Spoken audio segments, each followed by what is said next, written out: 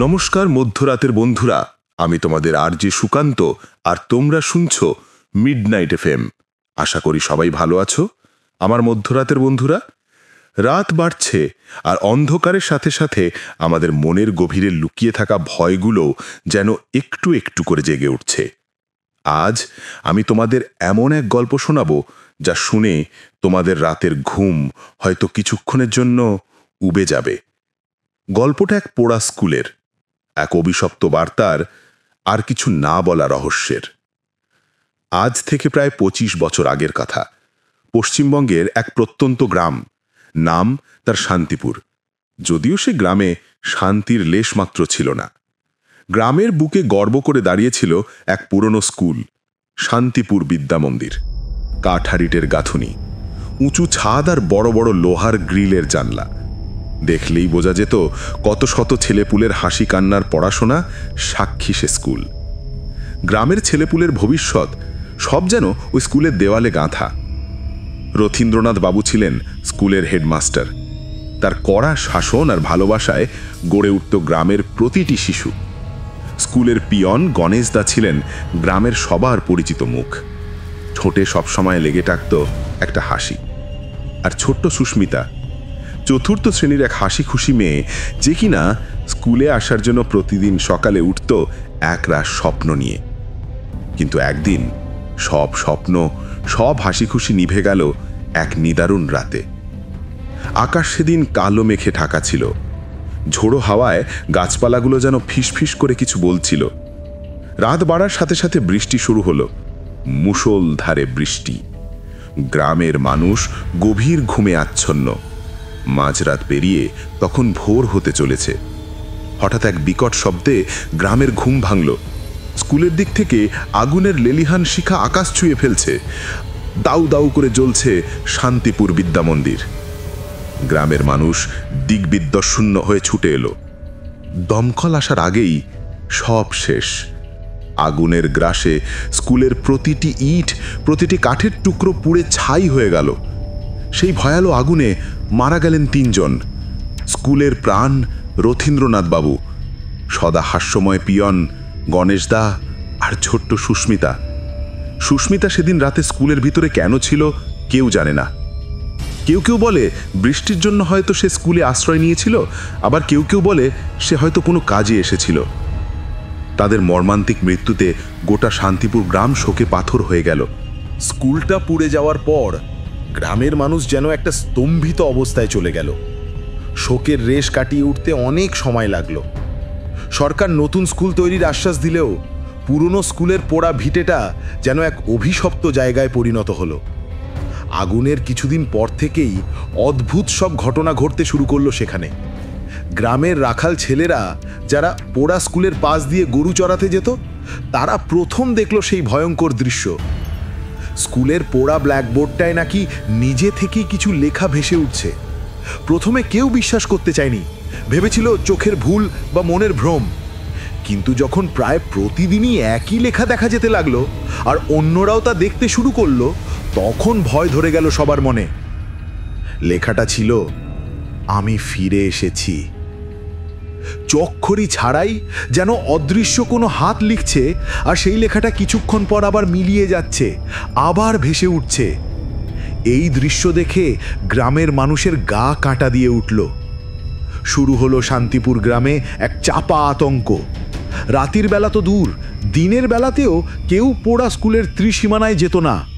লোকে বলা বলি করত রথীন্দ্রনাথ বাবু, গণেশ দা আর ছোট্ট সুস্মিতার আত্মা নাকি ওখানেই ঘুরে বেড়ায়। বিশেষ করে সুস্মিতার কথা ভাবলেই সবার বুকটা কেমন যেন ছ্যাঁত করে উঠত।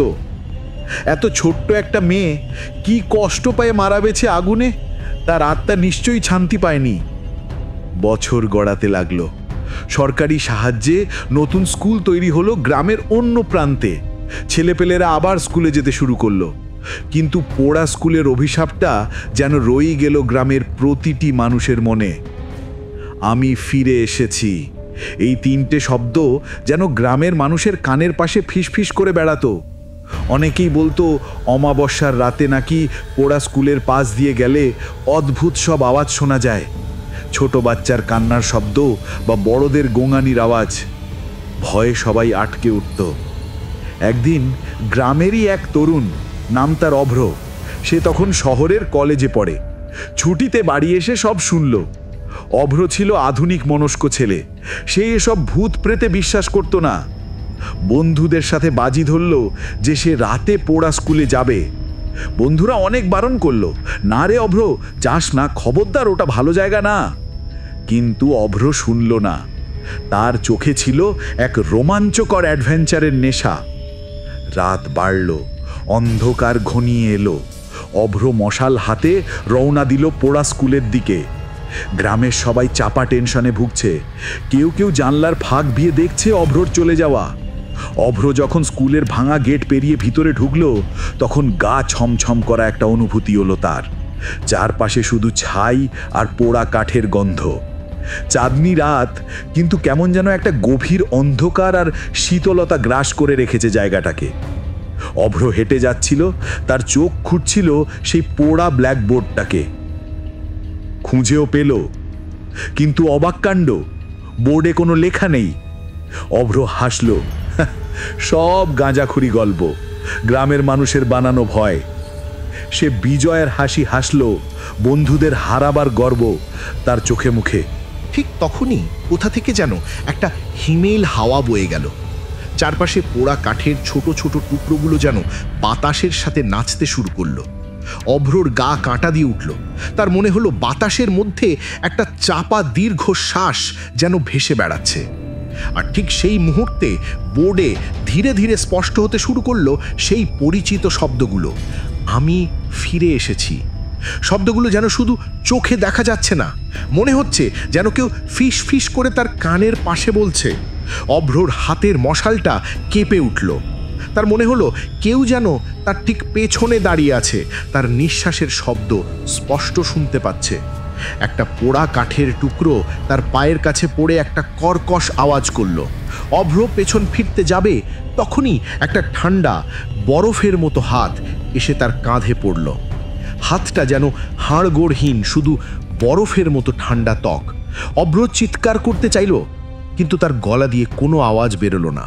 তার শরীর যেন পক্ষাঘাতগ্রস্ত হয়ে গেল। তার মনে হলো লক্ষ লক্ষ চোখ যেন তাকে ঘিরে রেখেছে, তাকিয়ে আছে তার দিকে। একটা তীব্র পোড়া মাংসের গন্ধ তার নাকে এসে লাগলো। তারপর সব অন্ধকার। অভ্র জ্ঞান হারালো। সকাল হলো। গ্রামের কিছু লোক যারা অভ্রর খোঁজ নিতে এসেছিল, তারা অভ্রকে স্কুলের বাইরে অচেতন অবস্থায় খুঁজে পেল। তার জ্বর এসেছিল, সে প্রলাপ বকছিল, আমি ফিরে এসেছি, আগুন, সুস্মিতা, আগুন। শুধু এই শব্দগুলোই তার মুখ থেকে অস্পষ্টভাবে বেরিয়ে আসছিল। সুস্থ হওয়ার পর সে কোনোদিনই আর সেই পোড়া স্কুলের দিকে যায়নি। আর তার মুখে যা শোনা গেল তা আরও ভয়ঙ্কর। সে বলছিল একটা ছোট মেয়ে তার দিকে তাকিয়ে হাসছিল। তার চোখ দুটো যেন আগুনের স্ফুলিঙ্গ। তার মুখটা ছিল পোড়া, বিকৃত। মেয়েটার হাত ধরে দাঁড়িয়েছিল একজন শিক্ষক আর একজন পিয়ন। তাদের চোখ দিয়ে রক্ত ঝরছিল আর শরীর থেকে বেরোচ্ছিল পোড়া লাশের গন্ধ। অভ্রর কথা শুনে গ্রামের মানুষ আরও ভয় পেয়ে গেল।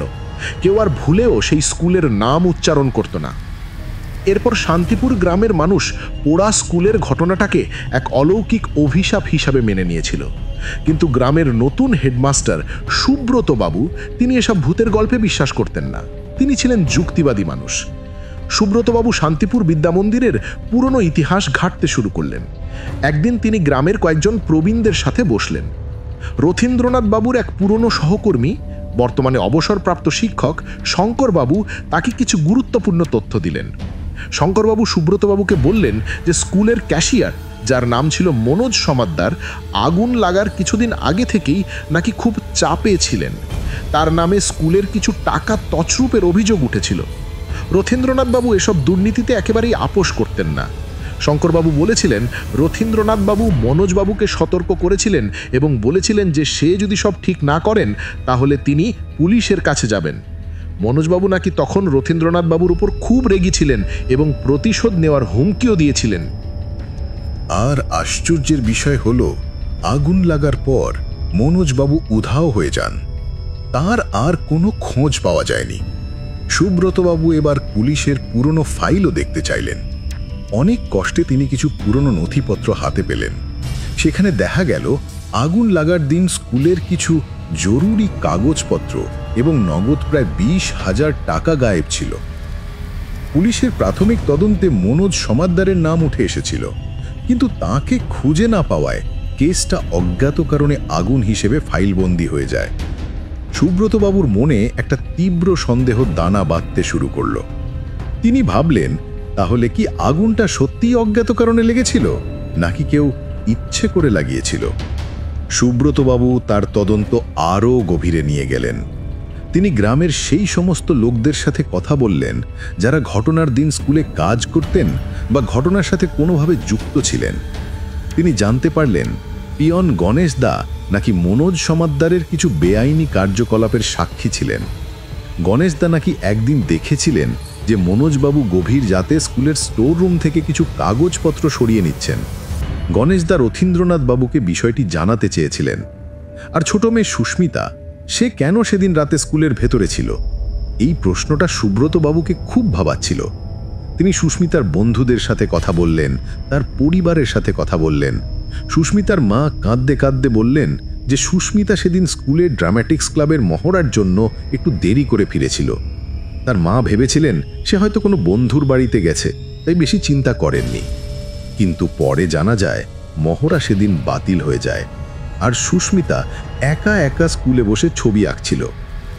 অনেক খোঁজ খবর করার পর সুব্রতবাবু একটি চাঞ্চল্যকর সত্যের কাছাকাছি পৌঁছলেন। আগুন লাগার আগের দিন রাতে মনোজ সমাদ্দার গোপনে স্কুলে ঢুকেছিলেন। তার উদ্দেশ্য ছিল সম্ভবত কিছু দুর্নীতির নথি নষ্ট করা এবং স্কুলের তহবিল থেকে বাকি টাকা সরিয়ে নেওয়া। কিন্তু ঠিক সেই সময় রথীন্দ্রনাথ বাবু হঠাৎ স্কুলে এসেছিলেন একটি জরুরি কাগজপত্র নিতে। আর পিয়ন গণেশ দা, যিনি স্কুলের কোয়ার্টারেই থাকতেন, তিনি রাতে কোনো একটা আওয়াজ শুনে স্কুলের দিকে গিয়েছিলেন। আর ছোট্ট সুস্মিতা, সে ড্রামাটিক্স বাতিল হওয়ায় একা একা স্কুলের একটি ক্লাসরুমে বসে তার পছন্দের ছবি আঁকছিল।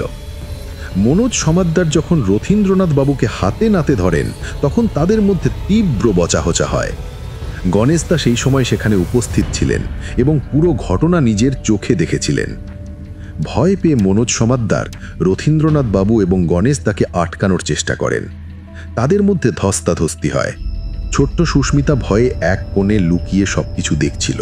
সুব্রতবাবু বুঝতে পারলেন মনোজ সমাদ্দার যখন ধরা পড়ে যান, তখন তিনি প্রমাণ লোপাট করার জন্য এবং নিজেকে বাঁচানোর জন্য একটা ভয়ঙ্কর সিদ্ধান্ত নেন।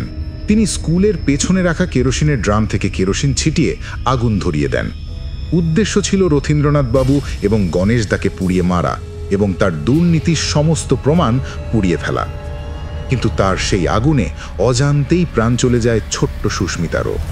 মেয়েটি সম্ভবত আগুনের ধোঁয়ায় বা ঝলসে গিয়ে প্রাণ হারায়। মনোজবাবু ভেবেছিলেন সব প্রমাণ লোপাট হয়ে যাবে আর কেউ কোনো দিনও তার অপরাধ জানতে পারবে না।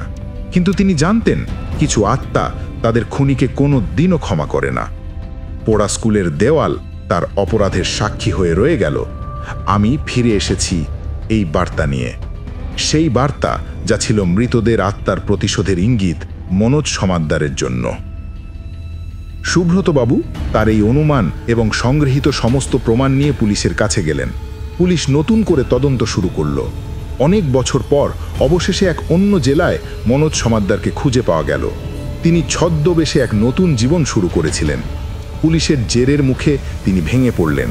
তিনি স্বীকার করলেন তিনিই আগুন লাগিয়েছিলেন। রথীন্দ্রনাথবাবু তাকে হাতে নাতে ধরে ফেলেছিলেন, আর গণেশ দা এবং সুস্মিতা দুর্ঘটনাক্রমে সেই সময় উপস্থিত ছিলেন। তাদের মুখ বন্ধ করার জন্য এবং নিজের দুর্নীতি ঢাকার জন্য তিনি স্কুলটায় আগুন ধরিয়ে দেন। ভেবেছিলেন সব প্রমাণ লোপাট হয়ে যাবে, কিন্তু পোড়া স্কুলের দেওয়াল আর সেই 3 নিরীহ আত্মার কষ্ট তার অপরাধের চিহ্ন মুছে যেতে দেয়নি। আজও শান্তিপুর গ্রামের সেই পোড়া স্কুলটার দিকে কেউ রাত্রের বেলা যেতে সাহস পায় না। লোকে বলে রথীন্দ্রনাথ বাবু, গণেশ দা আর সুস্মিতার আত্মারা আজও নাকি তাদের খুনি মনোজ সমাদ্দারের বিচার চাইছে। আর অমাবস্যার রাতে যখন চাঁদ মেঘের আড়ালে লুকিয়ে যায়, চাঁদের আলো যখন স্কুলের পোড়া দেওয়ালে এসে পড়ে, তখনও নাকি অস্পষ্টভাবে ভেসে ওঠে সেই ভয়ঙ্কর বার্তা, আমি ফিরে এসেছি। হয়তো সেই আত্মারা আজও অপেক্ষা করছে এক চূড়ান্ত বিচারের জন্য, বা হয়তো তারা বারবার ফিরে আসে তাদের অসমাপ্ত জীবনের করুণ কাহিনী জানান দিতে।